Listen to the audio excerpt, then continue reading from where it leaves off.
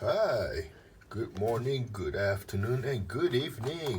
Yes, so I am in the middle of the process. What I'm doing, well, purging the freshly caught wild clams. Okay, so this is simple. I've been doing this for 2 days. Okay, so this is simple. All you need is purified spring water or purified water. Man, is that a skirt job? I don't know. I should have stuff like that. But anyway, it's purging, right? So and then 2 tablespoons of the plastic-free salt.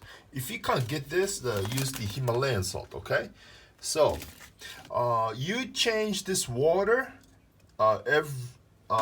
maybe every 5 or 6 hours if you have any chance. Otherwise, you just dunk it and put back in the refrigerator because especially in the summertime, you don't want this to be rot. It might be dead. So I show you how nasty the bottom. You see that this dirt or trash, it's coming out of the body. Yeah, this is why you need the purging. I understand that some people do put some corn flour. I mean, okay, do your own research beforehand. Yeah, it's because before you are going to eat, you better prepare this way. Yeah.